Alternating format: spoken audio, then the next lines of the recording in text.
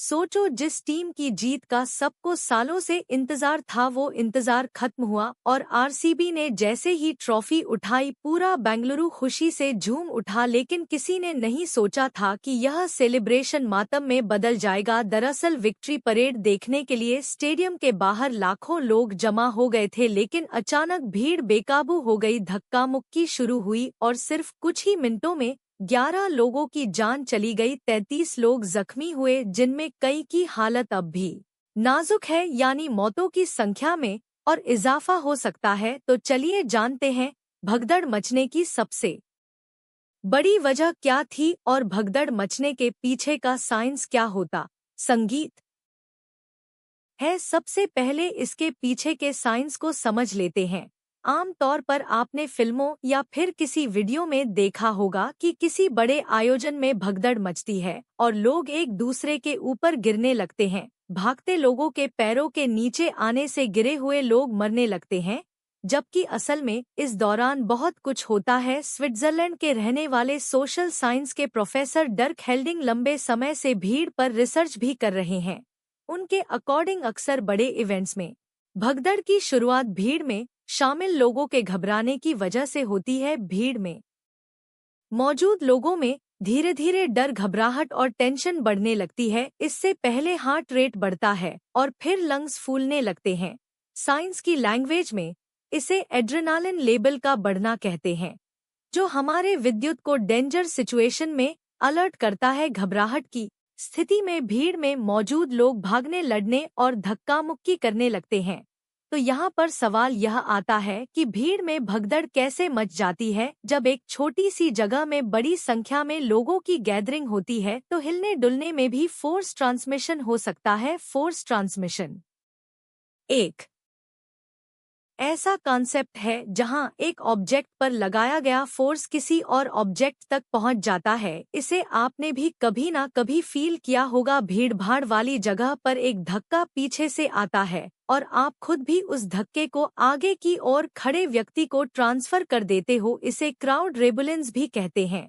या ट्रांसमिट होने वाली फोर्स लोगों को अचानक कई मीटर तक आगे धकेल सकती है। ऐसे में अपना बैलेंस बनाए रखना और अपने पैरों पर खड़े रहना लोगों के लिए बहुत मुश्किल हो जाता है। भीड़ के बीच के टर्बुलेंस की वजह से जब कोई एक व्यक्ति गिर जाता है तो भीड़ में एक हॉल यानी ब्लॉकेज एरिया बन जाता है। एक व्यक्ति के गिरने के बाद उसके अगल बगल लोगों के पास भी कोई सहारा नहीं होता। ऐसे में एक व्यक्ति से दूसरा व्यक्ति टकराता है और दूसरे से तीसरा। अब इस पूरे प्रोसेस में भीड़ में शामिल लोग एक दूसरे से टकराकर अनबैलेंस्ड होकर जमीन पर गिर पड़ते हैं।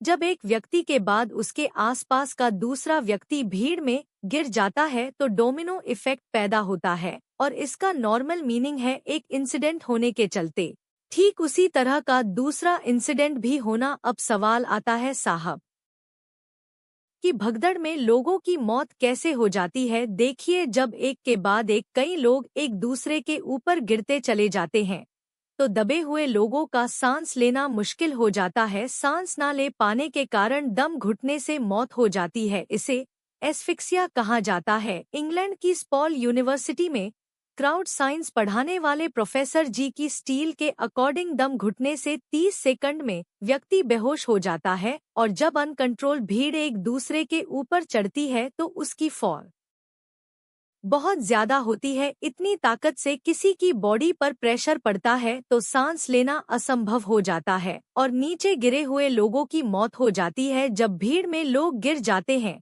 साहब तो वह खड़े होने का प्रयास भी करते हैं और उस दौरान उनकी बाहें और टांगे मुड़ जाती हैं। ब्रेन तक सही से खून नहीं पहुंच पाता है। पहले 30 सेकंड में आदमी बेहोश हो जाता है और अगले 6 मिनट के भीतर इस्फिकिया का शिकार हो जाता है। तो अब आते हैं असली सवाल पर कि बेंगलुरु में कहाँ चूक हुई। भीड़ आउट ऑफ कंट्रोल कैसे हुई। स्विट्जरलैंड के सेंट गैलेन यूनिवर्सिटी के एसोसिएट प्रोफेसर एना सिबिन सालों से क्राउड डायनेमिक्स पर रिसर्च कर रही हैं। उनके मुताबिक भीड़ के आउट ऑफ कंट्रोल होने के पीछे 3 मेन वजह हैं।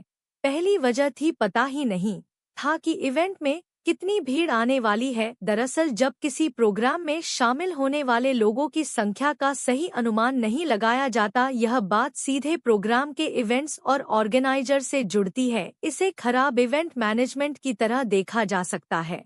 अगर कम जगह में ज्यादा लोग इकट्ठे हो गए हैं तो लोगों के बीच चलने की जगह नहीं होगी और भीड़ में टर्बुलेंस बढ़ेगा, जिससे हादसा होने की पॉसिबिलिटी बढ़ जाती है। मेनली बेंगलुरु में यहीं पर चूक हुई। सीएम सिद्धार्थ मैया ने कहा, विधानसभा में जब आरसीबी टीम पहुंची तो बाहर 1 लाख लोग जमा थे और चिन्नस्वामी स्टेडियम के बाहर 3 लाख लोग जमा थे। भगदड़ स्टेडियम से बाहर हुई। हमें इतनी भीड़ की उम्मीद नहीं थी। कम जगह में ज्यादा लोगों के इकट्ठा हो जाने से लोग एक दूसरे से टकराने लगे और फोर्सेस का ट्रांसमिशन होने से भगदड़ की स्थिति बनी। प्रोग्राम के ऑर्गेनाइजर्स और एडमिनिस्ट्रेशन को अवेलेबल प्लेस के बेस्ट लोगों पर संख्या की कंट्रोल करने की व्यवस्था करनी चाहिए थी। एडमिनिस्ट्रेशन के ऑर्गेनाइज तरीके से भीड़ को इंगेज करना चाहिए था। दूसरी वजह, भगदड़ के दौरान भीड़ हमेशा एक ही तरफ भागती है। देखिए, अगर किसी भी प्रोग्राम में शामिल भीड़ एक समय में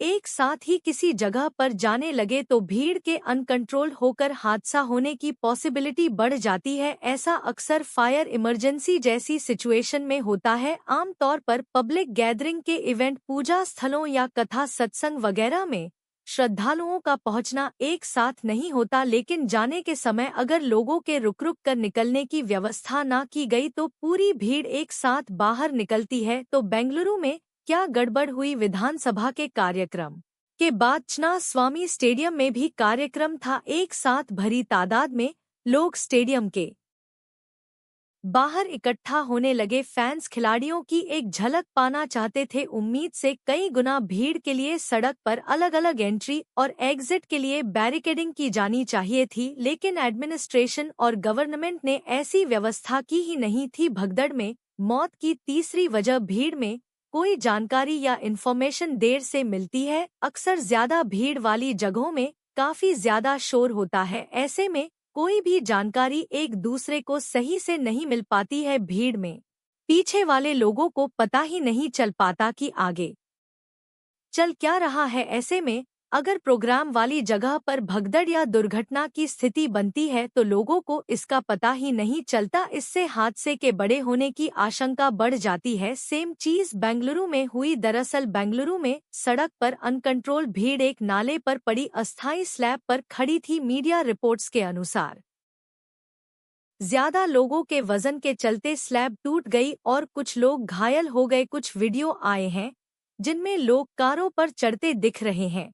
आगे क्या चल रहा है इसकी सटीक जानकारी किसी को नहीं थी। हड़बड़ी में भीड़ बेकाबू होती चली गई। सेरेमनी ऑर्गेनाइजर्स को इतनी भीड़ को कंट्रोल करने